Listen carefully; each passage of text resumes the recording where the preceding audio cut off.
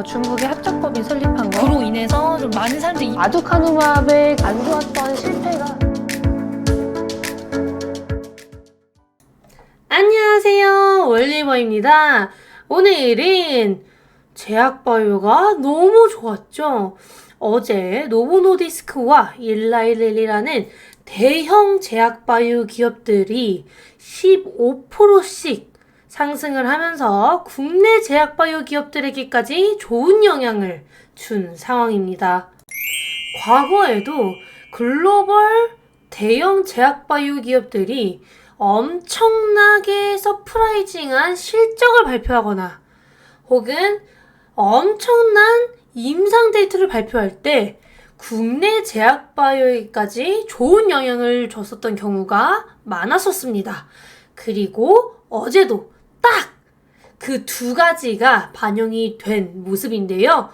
글로벌 빅파마인 일라이릴리는 어닝 서프라이즈라는 좋은 실적을 기록했고요. 노보노디스크라는 빅파마는 자기가 보유하고 있는 당뇨병 치료제이자 비만 치료제 위고비의 심혈관 질환 임상 3상 데이터를 공개했습니다. 이 두 기업 모두 서프라이징한 데이터를 발표했기 때문에 이 큰 기업들이 15%, 17%씩 오를 수 있었던 거예요. 그리고 그런 좋은 영향이 우리나라 기업에게까지 반영이 된 거다, 이렇게 봐주시면 될 것 같습니다. 그런데 이 두 기업이 사실은 항상 계속 같이 언급이 되었었던 기업들입니다. 왜냐? 두 기업 모두 성장 동력이자 실적 서프라이즈 그리고 임상 모멘텀까지 갖고 있는 파이프라인이 당뇨 치료제이자 비만 치료제이기 때문인데요. 이 두 기업 모두 당뇨병, 비만 쪽으로 앞으로 성장할 수 있는 기업들이라는 점이 공통점이라고 생각하시면 될 것 같습니다. 이렇게 큰 글로벌 빅파마 두 기업 모두 신고가를 찍었어요. 비만 치료제로 신고가를 찍었다라고 해도 과언이 아닌데요. 일단 일라이릴리가 가장 많이 오른 빅파마 중 하나인데, 일라이릴리의 마운자로의 매출이 급증하고 쇼티지가 지속되면서 마운자로의 선호도, 마운자로의 실적이 많이 올라간 게 일라이릴리의 실적 서프라이즈에 큰 기여를 했다고 합니다.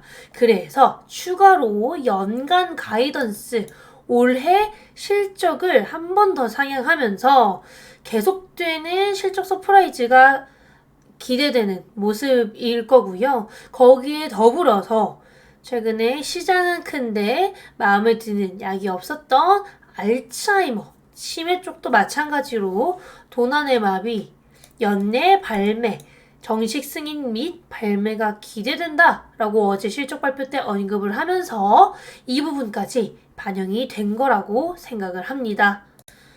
일라이릴리보다는 원래 노보노디스크가 당뇨병 치료제 그리고 비만 치료제의 강자로 알려져 있었는데요.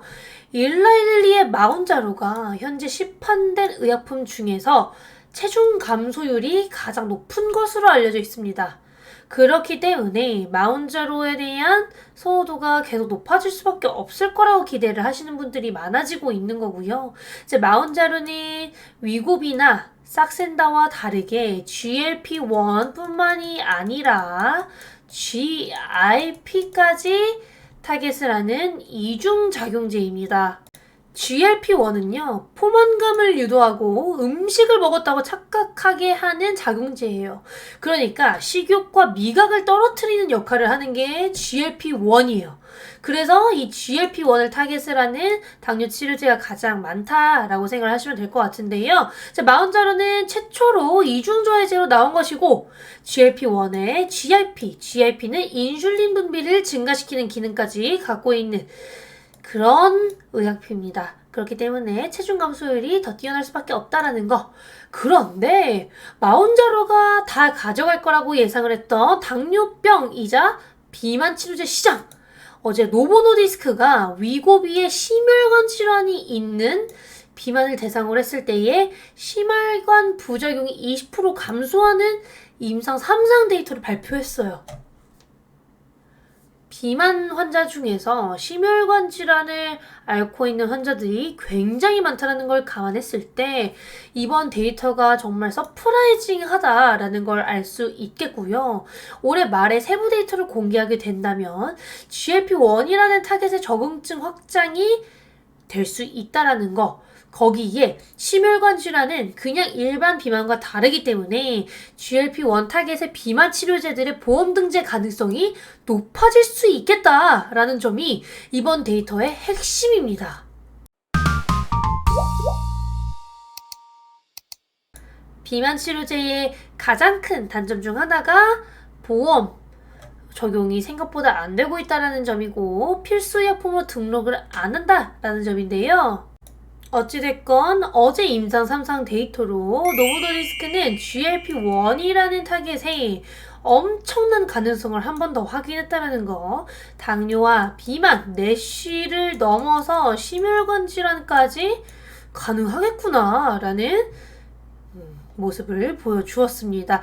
이번 임상 결과가 엄청났던 것도 맞는데요. WHO를 비롯해서 비만 치료제들이 필수약품 목록에서 제외되고 메디케어와 같은 미국 보험에서 이런 비만 치료제들의 보험 등재가 안 됐었다는 것을 고려했을 때 이런 심혈관 질환의 임상 데이터는 너무너무 소중한 데이터입니다. 그리고 심혈관 질환은 환자 수가 유독 많은 질환 중 하나이기 때문에 이번 데이터 결국에는 위고비가 생각보다 정말 질환이 있는 환자들을 대상으로는 마운자로보다 침투가 빠를 수도 있겠구나. 보험 등재는 조금 더 빠를 수도 있겠구나라는 기대감을 심어주게 된 계기가 아닌가 싶습니다. 노보 노디스크와 일라이 릴리가 이렇게 당뇨와 비만 쪽에서 경쟁을 하고 있는 거는 제약바이오 산업에 굉장히 좋은 영향을 줄 것입니다. Why? 과거 키트루다라는 면역항암제가 처음 등장했을 때도 키트루다의 암 관련 적응증이 확장됨에 따라서 매출 가이던스가 올라갔고요. 실제 매출도 많이 올랐습니다. 거기에 더불어서 적응증이 확장되고 병용 투여를 하기 위한 가능성, 병용 투여를 하는 파트너사가 늘어나면서 바이오 섹터에 붐이 온 거예요. 그런데 지금 당뇨와 비만도 마찬가지로 적응증이 점점 확장되면서 가이던스가 올라가고 있죠. 미래에 대한 매출 상승 가능성이 점점 올라가고 있고 피크 세일즈, 앞으로 최대 매출이 어느 정도일까요? 에서도 계속 피크 매출의 예상 범위가 높아지고 있습니다. 그렇다라는 거는 키트루다 때 봤었던 제약바이오의 상승기 이번에도 기대해볼 만하지 않을까. 바이오의 붐은 매출이 엄청난 의약품의 등장이나 글로벌 빅파마가 자신들의 위치를 견고하게 하기 위하여 병용 투여를 하거나 관련된 기술들을 보유하기 위해서 M&A나 라이선스 계약을 많이 함에 따라 섹터가 살아나게 되는 경우가 많습니다. 그리고 지금이 딱 그런 상황이겠죠? 그래서 실제로 오늘 국내 제약바이오 기업들 중에서도 당뇨와 비만 관련된 기업들이 조금 더 관심을 많이 받았다는 거 아시면 좋을 것 같아요. 그럼 어떤 기업들이 있었는지 살펴볼게요. 제일 관심을 많이 받았던 기업들은 펩트론과 인벤티지랩입니다. 지금 GLP-1 타겟의 작용제들, 당뇨병 치료제이자 비만 치료제들의 가장 큰 단점이라고 불리우고 있는 점은요. 매주 투여를 해야 된다는 점이에요. 왜냐면 반감기가 짧기 때문입니다. 그런데 그 반감기를 늘려줄 수 있는 기술을 보유하고 있다라고 알려져 있는 펩트론과 인벤티지랩이 오늘 제일 많이 급등을 했다라고 보시면 될 것 같고요. 펩트론이 상대적으로 인벤티지랩 대비 시총이 큰 기업인데 펩트론인 글로벌 빅파마와 이미 MTA, 텀쉿 그리고 실사 단계까지 왔다라고 합니다. 그렇기 때문에 펩트론이 시총이 더 크다라는 거 아시면 좋을 것 같고요. 인벤티지랩은 최근에 자체적으로 위고비를 2달에 한 번 투여로 제형을 변경하는 데 성공을 했다라는 얘기를 하면서 관심을 많이 받고 있는 기업입니다. 그리고 케어제는요, 좀 다르게 건기식, 건강기능식품을 보유하고 있는데요. 당뇨병 치료제는 아니지만 건강기능식품을 보유하고 있는 기업으로 최근에 수출이 많이 늘어났고 당뇨병 환자들에게 굉장히 좋은 기능을 보여준다라고 해서 당뇨병 건기식으로서 이제 병용 투여나 앞으로의 성장성이 기대되는 부분이다 라는 언급이 나오고 있습니다. 그리고 대원제약 같은 경우에는 위고비의 패치 제형 라파스와 패치 형태로 임상에 진입을 하면서 관심을 많이 받고 있는데요. 아무래도 주사 제형에 대한 그런 적대심이 아무래도 있다 보니 대원제약이 패치 제형으로 개발하는 거 관심을 받을 수밖에 없지 않았을까 그렇게 말씀을 드리고 싶습니다. 그리고 아이센스 같은 경우에는요, 연속혈당 측정기 국내 대표 기업 중 하나인데요. 최근에 글로벌 당뇨병 치료제 보유 기업 중 아이센스에 탭핑을 했다는 얘기도 나왔었습니다. 오늘 주가 흐름은 좋지 않았지만 연속혈당 측정기 기업들이 전 세계적으로 어제 일라일릴리와 노보노디스크가 급등하면서 다 빠졌어요. 대표적인 게 덱스콤이 있겠는데요. 덱스콤도 어제 급락을 했는데 그 이유는 당뇨병 치료제가 점점 잘 팔리고 선호도가 높아지고 효과가 좋다라고 한다면 연속혈당 측정기의 필요성이 떨어지는 것 아니냐라는 우려가 나오고 있기 때문이에요. 거기에 이제 지너스 같은 경우에는 아이센스와 비슷하게도 묶이는데요. 카카오 헬스케어와 당뇨병 관련 파트너십을 체결했다는 점이 대두되고 있어요. 그 외에 에이프릴바이오와 유한양행은 자체적으로 GLP-1 파이프라인을 보유하고 있는 기업이고 유한양행은 GLP-1 파이프라인의 이상을 진행 중입니다. 이미 라이선스 아웃을 했기 때문에 글로벌 빅파마인 베링거 링겔하임과 길리어드의 라이선스 아웃한 내시 치료제, 그 중에서 베링거의 라이선스 아웃한 GLP-1 그리고 FGF21이라는 타겟의 파이프라인을 보유하고 있어요. 그래서 GLP-1 타겟의 파이프라인 보유하고 있는 기업들 오늘 좀 좋은 흐름 보여주었다라고 생각을 해주시면 될 것 같습니다. 오늘 국내 제약바이오 기업들 너무 흐름 좋았죠? 최근에 바이오주들 확실히 대세 전환했고 확실히 좋은 흐름을 보여주고 있습니다. 그리고 쉽게 꺾이지 않을 거라고 기대를 하고 있는데요. 아무래도 성장주들이 여기저기 흩어지면서 바이오에게까지 수급이 들어오고 있는 모습이고 ETF도 상장을 하면서 바이오가 앞으로 성장할 수 있는 동력들 많아진 것이 아닌가라고 생각이 됩니다. 그런데 국내 제약바이오가 계속 오르려면 어떤 것들이 있어야 할까요? 라고 궁금하실 수도 있는데요. 글로벌 빅파마들이 좋은 실적을 발표할 때 혹은 정말 서프라이징한 임상 데이터를 발표할 때 국내 관련 기업들 혹은 국내 제약바이오 기업들 좋은 흐름 보여줬던 경우 많았었습니다. 그리고 올해 그 모습을 보고 계신 거예요. 글로벌 빅파마들도 앞으로 좋은 실적 나올 수 있는 가능성 높기 때문에 이 부분도 지속적으로 긍정적인 효과를 줄 수 있을 거라고 보고 있고요.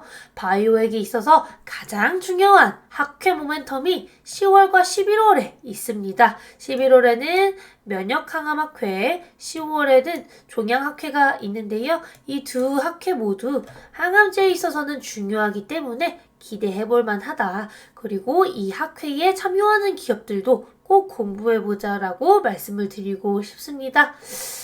그리고 대형주들, 국내 제약바이오 기업들은 대형주들이 좋았을 때 같이 올라가는 경우가 많았고 대형주들이 너무 안 좋으면 밑에 단에 있는 기업들도 같이 안 좋아지는 경우가 꽤나 있었습니다.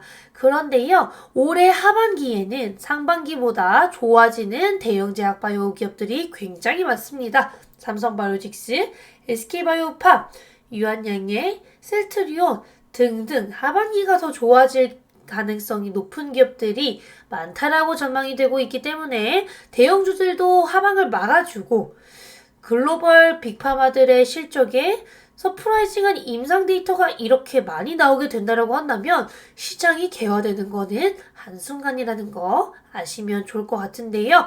지금 2년간 글로벌 제약바이오 산업에 엄청난 트렌드가 없었어요. 왜냐하면 라이선스 계약도 상대적으로 적었고 제약바이오에 있어서 정말 큰 시장에 서프라이징한 임상 데이터의 파이프라인이 나오게 됐을 때 가장 제약바이오가 관심을 많이 받는데요. 그런 게 없었어요. 왜냐면 다 코로나에만 관심이 많았고 코로나에만 관심이 많았던 기업들이 많았었기 때문에 자기들이 원래 많이 하고 있었던 파이프라인들 임상도 밀렸고 임상 데이터 공개도 별 감흥이 없었다라는 거. 이제는 AI를 시작으로 당뇨와 비만, 표적 항암제까지 타그리소 그리고 이제 여기는 위고비와 마운자로 그리고 그 넥스트 파이프라인까지 AI는 이제 빅테크들의 투자와 빅파마들의 계약 늘어나면서 다 트렌드로 부상을 했습니다. 확실한 트렌드로 자리를 잡았고 이 세 가지 트렌드를 필두로 제약바이오 업종이 움직이고 있기 때문에 하반기까지는 이 트렌드들 계속 봐야 된다라고 말씀을 드리고 싶고요. 이제는 금리 이슈도 없어지고 있어요. 금리 오를 만큼 올랐고 다 반영이 됐다라고 판단을 하고 있습니다. 그렇기 때문에 이제는 금리 인하기에 도입하는 것만 남아있고 그 순간 대표적인 성장주인 제약바이오 한 번 더 점프업 할 수 있지 않을까. Now is the time. 이제 제약바이오 대서전환 시작했으니 함께 가보자고! 오늘도 시청해주셔서 감사하고 다음에 뵙겠습니다.